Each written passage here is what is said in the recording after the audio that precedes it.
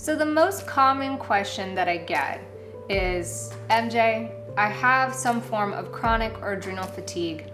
What do I do next? So the first thing that I like to say is to, number one, get tested. If you haven't gotten tested or have confirmation of what's actually causing your fatigue, then you can't really know where to start. When your body is out of balance or it's unhappy with something, it's going to feel very similar to many other symptoms of other causes. This is why we get tested. The first test that I always recommend getting is a hormone panel. This is beyond the general blood test that you get from your general practitioner or your doctor. You need to see a hormone therapist or endocrinologist to get this hormone panel. The reason this is important is because what your GP sees is only on surface level. A full hormone panel is going to take blood at a certain time during your cycle and certain times during the month with a full extensive detail of what's actually going on within your system and how those hormones interact with one another. Most of us have some sort of hormone imbalance or deficiency, so this is a great thing to get done annually or at least biannually in order to really keep up with maintaining that balance and having peak health. But the next thing I want you to go get tested is a full allergy panel. And this is beyond just the 20 or 25 some items. The full allergy panel has over 100 items. It's got both food and environmental. It's not only going to tell you what you're deathly allergic to or what you're not deathly allergic to, but it's also going to tell you environmentally what you're sensitive to and also with your food. And this makes a huge difference because when I had amazing hormone panels, my blood looked great, my hormones looked great, and I was still feeling fatigue, I didn't realize that my environmental allergies were actually causing a lot of the mental fog and fatigue that I was experiencing. The way that my allergist put it was, your body is literally fighting something every second of the day. There's not a day that it's at rest. No wonder it's so exhausted. So by changing some external things environmentally and becoming aware of what foods I was sensitive to, I was able to have a lot more control in getting myself to that next level of clarity and energy. The next important test to get is GI mapping or gut mapping. So I have on my notes here that the GI map was designed to detect microbes that may be disturbing normal microbial balance or contributing to illness, as well as indicators of digestion, absorption, inflammation, and immune function. You hear it a lot if you're in the health world that your gut is your health. What your immune system does is directly related to the health of your gut, and this is why GI mapping is so important. The beautiful thing is you can actually do the GI test from your home. I found a resource that I'm going to be trying this year, but I haven't tried them for myself, so I don't know what to say yet, and it's totally unsponsored, but I'll stick the link in the video description or show notes in case that's something you want to try. If you've tried this service, let us know what you think, but this is something that I was interested in, so I wouldn't have to schedule a long-awaited appointment with a gastroenterologist. Another test that somebody brought up that I thought was completely viable was getting heavy metals tested, or at least doing a simple heavy metals cleanse. When you have a high level of heavy metals in your body, you're going to feel that toxicity take over. It's going to feel fatiguing and your body's not going to function normally. So it's important to do these tests. They're non-invasive and something that you should do on the regularly. If you think about it, most of us get our car checked and tested more frequently than we do with our own bodies. And this is the only vehicle we have. We can replace a car and buy a new one anytime. It can get repaired much easier than we can our physical system.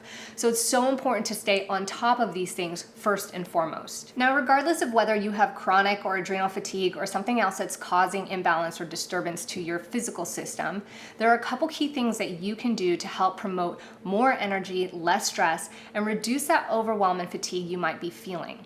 Also, taking the time to think about your lifestyle balance will help pave the way for better healing and recovery, regardless of what it is that you're experiencing. So the first key thing that you can do is to take inventory of your life.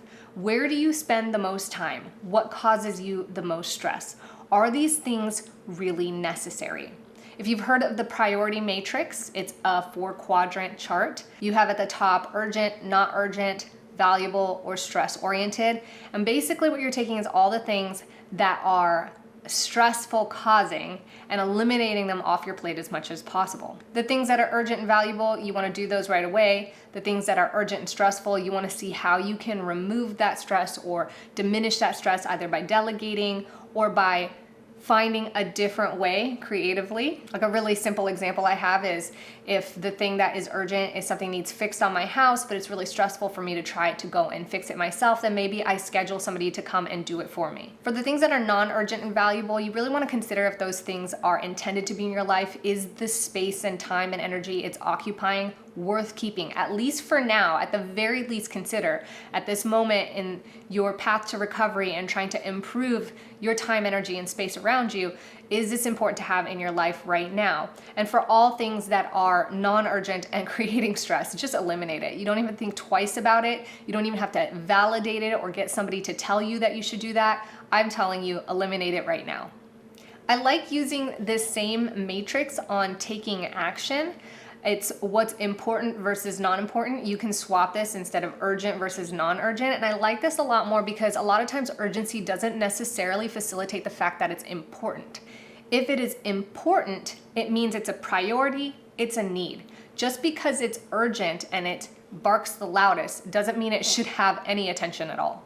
So you really want to highlight, if you're thinking 80-20 rule, the 20% that is the most important, that adds the most value to your life. And you want to double down on those things. Now, how does this relate to your energy and your physical well-being? Well, it's huge because mindset-wise, what chemicals your mind produces based on the level of stress that you're experiencing day in, day out, your thought patterns, behaviors, the things that are overloading your brain is going to have a physiological effect in your body. If you can unload as much of that as possible, it is the quickest, most tangible way to relieve yourself of stress and gain more energy. The next key thing you can do is implement a lifestyle that helps support healing and restoration.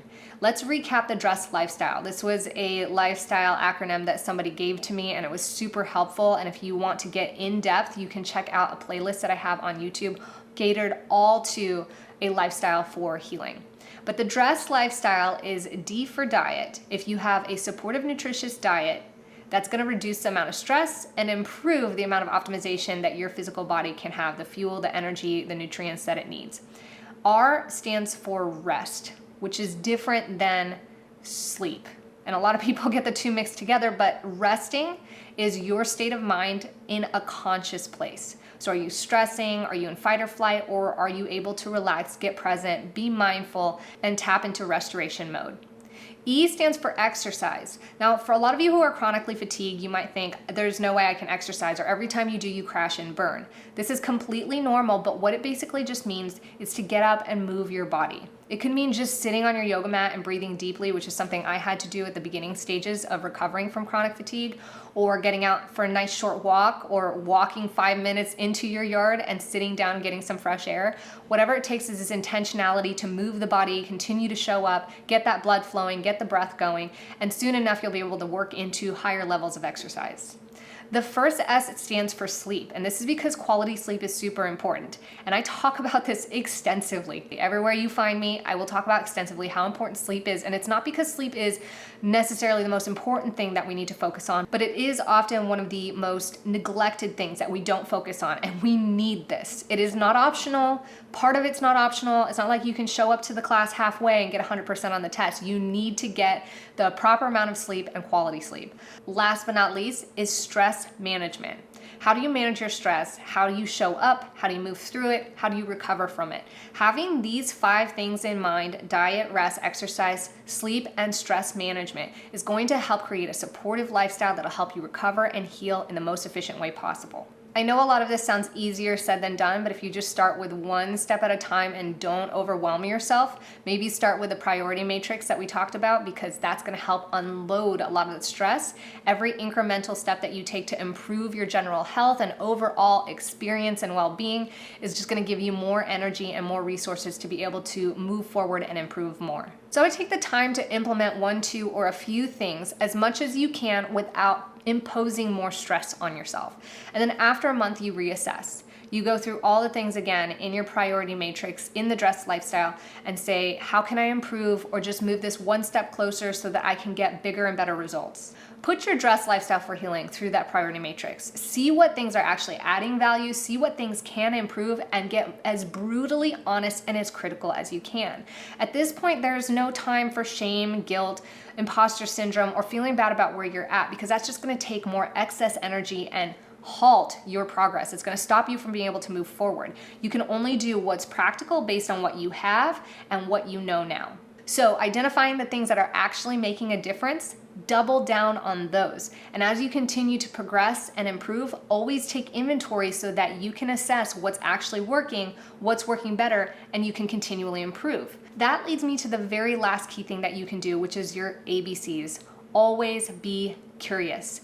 This is a lifelong journey and process. If you're at a place where you are physically deficient, then it means that you have not been paying attention to your health and you have not been tending to your physical garden, so to speak. You have not been to the mental, emotional well-being gym. While you might be exercising and doing yoga, you may not have been improving the knowledge of your self-awareness, the communication of you with your body, and a further deeper understanding of what it takes to create total health outside of just what we're told, which is eat well, get rest, and exercise. Stagnated efforts equal stagnated results.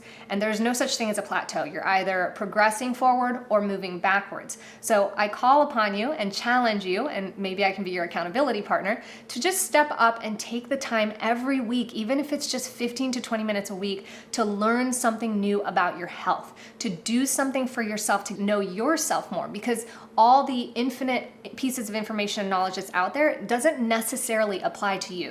You need to be able to collect that knowledge, understand it as a whole, how it all relates to each other, and whether or not it actually works for you and what best systems you can implement for yourself.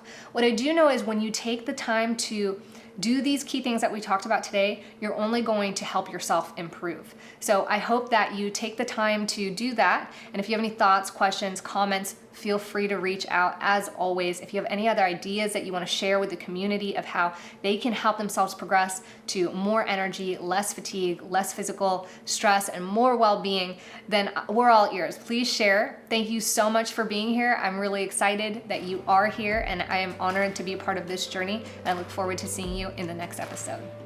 Hey fam bam, thanks for joining me in today's episode. If you haven't yet, get registered for my free webinar training, Better Energy for a Better Life.